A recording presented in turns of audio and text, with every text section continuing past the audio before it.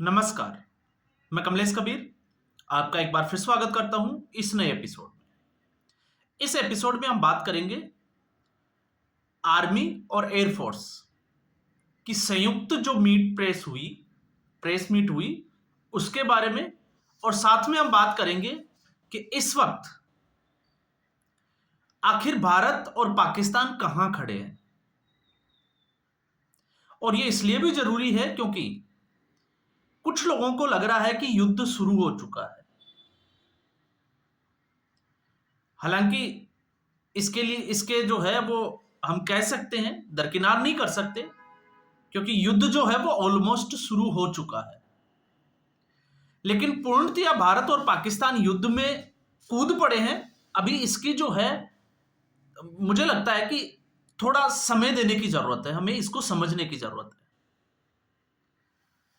अब जिस तरीके से प्रेस मीट पर सबकी नजर थी, तो प्रेस मीट से पहले कल ही रक्षा मंत्री और जो प्रेस मीट हुई थी उसमें यह क्लियर कर दिया गया था कि अभी ऑपरेशन सिंदूर चल रहा है। तो जो रात को हमने देखा वो ऑपरेशन सिंदूर का रिएक्शन था, वॉर नहीं थी। असली वॉर जो है वो अभी शुरू नहीं हुई। और ऐसा क्यों, उसके पीछे का कारण क्या है? अगर हम उसके पीछे के कारण को समझने की कोशिश करें तो आपको समझ में आएगा कि कुछ दिन पहले हमने बात भी की थी कि आखिर जब कोई देश युद्ध के लिए जाता है तो उसके, जिसको कहते हैं ना, बीमारी से पहले सिम्टम्स दिखना शुरू हो जाते हैं। और उसमें हमने बात की थी कि अभी जो है वो प्रशासनिक स्तर पर बैटल ग्राउंड पे ऐसा कुछ दिखाई नहीं दे रहा कि हम कह सके कि अभी जो है वो दोनों देश, भले ही पाकिस्तान की टैंक रेजिमेंट या पाकिस्तान का हम कह सकते हैं, लेकिन भारत में अभी ऐसी स्थिति जो है वो बनी नहीं है। हां, अब बनना शुरू हुई है। आपने अगर मेरा 2-3 वीडियो से पहले अगर कोई वीडियो देखा होगा तो उसमें मैंने बात की थी, क्योंकि जब बड़े लेवल की युद्ध की तैयारियां होती है तो आर्मर्ड फोर्सेस का मूवमेंट स्टार्ट हो जाता है। और जब हम आर्मर्ड फोर्सेस का मूवमेंट की बात करते हैं तो सोशल मीडिया आज के जमाने में, भले ही सरकार ने बहुत पाबंदियां लगा दी, सरकार जो है वो ये कहती हो कि आप जो है वो मूवमेंट को कैप्चर ना करें, सोशल मीडिया पे नहीं डालें, लेकिन फिर भी आपको और हमें तो जो है वो दिख ही जाता है कि चल क्या रहा है। हां, अब जो है, क्योंकि जिस जगह मैं बैठा हूं, अगर वहां से हम वास्तविक स्थिति को समझने की कोशिश करें तो अब वो चीजें शुरू हो चुकी है। अब इससे ज्यादा जो है मैं इसमें जो है वो बताने के, या मैं कहूं कि मैं बता नहीं सकता हूं, क्योंकि उसके पीछे कारण कुछ भी है, कुछ भी हम सोच सकते हैं। लेकिन हां, इतना हम कह सकते हैं कि वो तैयारियां जो है वो अब शुरू हो चुकी है। जिस तरीके से प्रशासनिक स्तर पर जो भी मेडिकल की टीम्स है उनकी छुट्टियां रद्द कर दी गई है, जिस तरीके से प्रशासन में जितने भी जो आला अधिकारी हैं उनकी छुट्टियां रद्द करके वापस बुला लिया गया है, अस्पतालों की जो है वो मॉनिटरिंग की जा रही है, तो आप इससे अंदाजा लगा सकते हैं कि हाँ, अब जो है वो हम उस स्थिति में धीरे धीरे आ रहे हैं। लेकिन अभी भी आप मान के चलिए, चाहे वो ट्रेनें हो, चाहे फिर आपके नेशनल हाईवेज हो, जब तक ये पूरे तरीके से आर्मी अपने कंट्रोल में नहीं ले लेती, हमें पता चले कि ट्रेनें जो है वो कैंसिल कर दी गई है और सिर्फ अब फौज के लिए रहेगी, हमें पता चले कि ये नेशनल हाईवे जो है वो अब सिर्फ आमजन के लिए नहीं, सिर्फ और सिर्फ आर्मी के लिए खुला रहेगा, तब आप मान लीजिएगा कि अब जो है वो तैयारी फुल फ्लेश, या हम कहें कि अब जो है वो तैयारियां पूरी हो चुकी है, अब हम उस स्थिति में जाने वाले हैं। तो फिर रात को जो है वो क्या हुआ था? तो रात को जो स्थिति बनी थी वो स्थिति बनी थी ऑपरेशन सिंदूर के बाद में, क्योंकि एस्केलेशन जो मोड था उसके ऊपर पैर तो पाकिस्तान ने 22 अप्रैल को ही रख दिया था। लेकिन जब इंडिया ने एयर स्ट्राइक की उसके बाद में परसों रात को पाकिस्तान ने जो है उसके खिलाफ जो है वो एक कार्रवाई शुरू की। और अमूमन जो है वो ये ऐसा होता है, तो रात का जो फेज था वो पीक पे था, और जब ये पीक पे था तो अब आपको पता होगा एक फेज ऐसा भी आएगा जब कुछ देश बीच में मध्यस्थता की कोशिश करेंगे, समझाने की कोशिश करेंगे, और फिर उसके बाद में तो अभी है, मुझे लग रहा है कि है 3 से 4 दिन या 5 दिन हम मान के चल सकते हैं कि इतना समय जो है वो लिया जा सकता है, या एटलीस्ट हम मान के चलें कि 2 दिन तो जो है वो लगेंगे ही लगेंगे। और जिस तरीके से रात को हुआ था, आप इंतजार करिए, आज की रात भी जो है वो वैसा ही कुछ हमें सुनने को मिलेगा। तो फिर रात को जो हुआ, तो रात को ये हुआ जिसमें सबसे बड़ी जो बात निकल कर आई वो ये थी कि पाकिस्तान के पूरे प्रयास के बावजूद पाकिस्तान की एक भी मिसाइल जो है वो भारत की जमीन पर नहीं पड़ी। और ये अपने आप में जो है वो हम कह सकते हैं कि भारत की बड़ी कामयाबी है कि इतना कुछ होने के बावजूद भारत का जो डिफेंस सिस्टम है उस इतना मजबूत हो गया कि वो पाकिस्तान से आने वाले ड्रोन और मिसाइलों को हवा में ही मार गिरा देता है।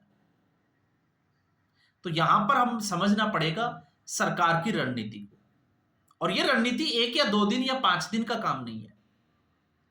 जिस तरीके से एक विजनरी मिशन के साथ में सरकार काम कर रही है पिछले 8 से 10 साल के, तो आपको उसको समझना पड़ेगा। जिस तरीके से हम बार बार जो है वो राफेल को लेके, आपको पता होगा कांग्रेस पार्टी सुप्रीम कोर्ट चली गई, उसके लिए लड़ाई लड़नी लड़ी, और आज हम जो है वो रात को जो हुआ 2-3 दिन से, तब हमें लगता है कि राफेल हमें क्यों जरूरी था।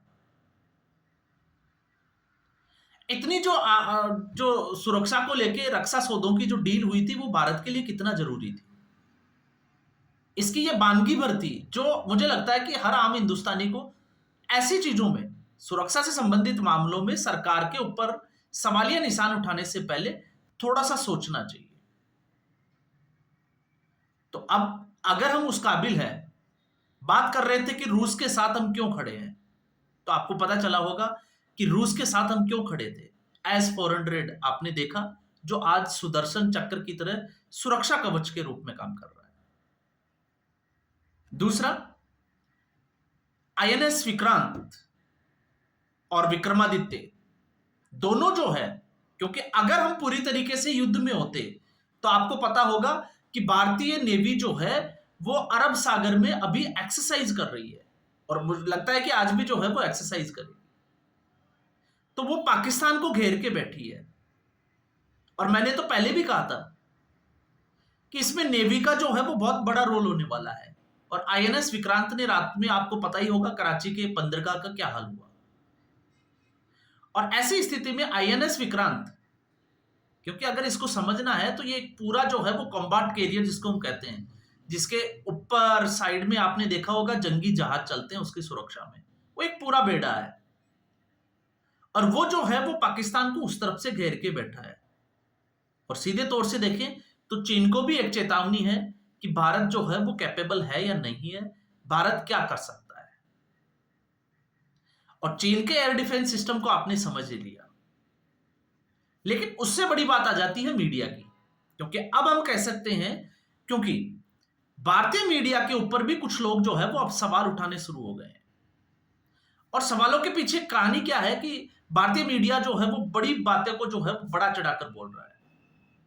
ठीक है, कुछ चीजों में मैं सहमत हूं, क्योंकि मैं तो हमेशा बात ही करता हूं कि मीडिया जो है वो टीआरपी बढ़ाने के लिए किसी भी तरीके से उलझुल अपनी जो है वो खबरें चलाता रहता है। लेकिन प्रमाण की जिसको हम कहते हैं कि आवश्यकता होती है हमें तथ्यों को या उनके ऊपर जो है वो विश्लेषण करने के लिए। क्योंकि रात को जो मैंने वीडियो बनाया था उसमें भी मैंने बात की थी कि सुबह अंधेरा छटने के बाद में जब सूरज निकलेगा उसके बाद में स्थिति साफ होगी कि भारत में कैजुअलिटी की स्थिति क्या है। तो भारत में अब तक आपने देखा, खबर आ गई कि 16 लोगों की मौत हुई है, जिसमें 5 बच्चे, 3 औरतें और जेंट्स जो है वो जम्मू कश्मीर में। इसके अलावा कहीं से भी इतनी गोलाबारी के बाद में आप चाहे पंजाब, अब पंजाब में तो चूंकि मैं खुद हूं, तो ऐसी स्थिति में पंजाब जो है वो इस वक्त सेंटर पॉइंट है, राजस्थान और जम्मू कश्मीर। और पंजाब के लगभग जो है वो आपको पता ही होगा 8 से ज्यादा शहर जो है वो इसके टारगेट थे पाकिस्तान के। लेकिन सुबह के बाद में अब तक लगभग जो है वो 6-7 घंटे के बाद ऐसी कोई फुटेज नहीं आया, कोई विजुअल्स नहीं आया, क्योंकि सोशल मीडिया का जमाना है कि कहीं पे बहुत ज्यादा नुकसान हुआ हो। लेकिन फिर हम कह सकते हैं कि पाकिस्तान के जो है वो चैनल्स तो यहां पर बंद है, तो पाकिस्तान में क्या हुआ होगा? तो पाकिस्तान के आप रात को छोड़ दीजिए कि रात को क्या हुआ, क्योंकि रात को जो हुआ है बड़ा जबरदस्त हुआ है। समय लगेगा, चीजें निकल कर आएगी, लेकिन इसको आप ऐसे समझ सकते हैं, परसों रात को जब पाकिस्तान ने बदले की भावना से जो कार्रवाई की थी और उसके बाद में कल दिन से जिस तरीके से लाहौर का एयर डिफेंस सिस्टम जो है वो तबाह किया गया, कराची में जो है वो इसी तरीके का ड्रोन से जो है वो विस्फोट किए गए, और रावलपिंडी में। अब पाकिस्तान इसलिए खुश है क्योंकि वो लगातार जो है वो दुनिया को ये दिखाने की कोशिश कर रहा है कि हमने भारत का जो है वो रफेल मार दिए, क्योंकि कुछ न्यूज चैनल 7 बता रहे हैं, कुछ 5 बता रहे हैं, कुछ 3 बता रहे हैं, और कुछ जो है वो ये दावा कर रहे हैं कि हमने ड्रोन को मार गिराया। तो अब सवाल जो है, पाकिस्तान का झूठ तो आपको यहीं से पकड़ में आ जाएगा, और आपको यह भी समझ में आ जाएगा कि भारत का जो हमला था वो पाकिस्तान के ऊपर कितना घातक था, क्योंकि इसके फुटेज जो है वो सामने आ चुके हैं। और दूसरा, जब पाकिस्तान ये कहता है कि ड्रोन जो है वो मार गिराए, तो आपने देखा कि हमने जो ड्रोन मारे वो कहां मारे, और पाकिस्तान के जो है वो फटे, वहां नुकसान हुआ। तो ड्रोन का काम ही सुसाइडल ड्रोन होता है, वो खुद भी जो है वो अपने आप जो है वो ब्लास्ट हो जाता है। तो उसके बाद में उसके चिथड़ों को दिखा के हम ये दावा करें कि देखो हमने मार गिराया, तो ये तो जो है वो गलत है, क्योंकि लाहौर से जो विजुअल्स आए थे, शायद मुझे लगता है कि आप लोगों ने देख लिए होंगे। और भारत ने रात में नहीं, ये कारनामा तो भारत ने दिन में करके दिखाया है। तो इससे एक चीज साफ हो जाती है कि जब कराची में, आपका इस्लामाबाद में, रावलपिंडी में, लाहौर में अगर ब्लास्ट किया जा सकता है, तो फिर पाकिस्तान का डिफेंस सिस्टम कहां खड़ा है? तो इसलिए पाकिस्तान की क्या हालत हुई होगी, आप उसका अंदाजा कल के दिन की घटना से आप देख लीजिए। मैं कहता हूं आपको किसी फुटेज का जो है वो इंतजार करने की जरूरत नहीं है। और जो पाकिस्तान, जब हम ये कहते हैं कि एक फेक न्यूज का जो नैरेटिव चलाया जाता है, ऐसा नहीं है, पाकिस्तान से कुछ यहां से भी कि पुराने वीडियो जो है वो उठाकर डाल दिए जाते हैं और उनको ये बताया जाता है कि ये यहां का वीडियो था। लेकिन उसमें ना जाएं, फैक्ट्स पे जाएं, चेक करें, रिसर्च करें, तो आपको अंदाजा लगेगा कि आखिर जो है वो चल क्या रहा है। तो इस स्थिति में सिर्फ और सिर्फ अभी जो है वो हम इस स्थिति में खड़े हैं कि ये रिएक्शन था। हो सकता है आजकल जो है वो इससे भी ज्यादा हमें एस्केलेशन देखने को मिले बॉर्डर के ऊपर, लेकिन अभी पूर्णतया भारत युद्ध में चला जाए, ये जा चुका है, ये जो है वो अभी घोषणा नहीं है, और इसका अंदेशा हम नहीं लगा सकते, क्योंकि ये स्थिति आपको पता होगा, पुलवामा का जब अटैक हुआ था उस वक्त भी बन गई थी, क्योंकि अगले ही दिन फाइटर जेट्स जो है वो एक दूसरे के आमने सामने आ गए थे, अभिनंदन जो है वो उस तरफ गिर गया था। तो ऐसा कुछ जो है वो उस वक्त भी देखने को मिला था, लेकिन उसके बाद में इस तरीके का एक्शन। लेकिन हाँ, इतना जरूर है कि एक्शन जो है वो इस वक्त जो है वो कंप्लीट होना ही चाहिए, अगर सबक सिखाना है और नेस्तो नाबूद करना है कि आगे निकट भविष्य में पाकिस्तान जो है वो इसको याद रखे, तो फिर उसको पूरे तरीके से बॉर्डर पर सबक सिखाना बहुत जरूरी है। और जहां हम बात करते हैं पाकिस्तान की, तो पाकिस्तान इस वक्त बड़ी उलझन में है, क्योंकि उसको कोई रास्ता दिखाई नहीं दे रहा, क्योंकि उसकी पूंछ पकड़ के बलूचिस्तान जो है वो पीछे पड़ा हुआ है पूंछ खींचने को, और मुंह और जो जिसको हम कहें कि आगे का हिस्सा वो भारत के साथ फंसा हुआ है। तो पाकिस्तान की स्थिति जो है वो इस वक्त थोड़ी भयावह है, पब्लिक की भी और पाकिस्तान सेना की भी। तो इस एपिसोड में बस इतना ही। उम्मीद करूंगा वीडियो एपिसोड आपको पसंद आया होगा। वीडियो को लाइक करें, शेयर करें, चैनल जरूर सब्सक्राइब करें। धन्यवाद।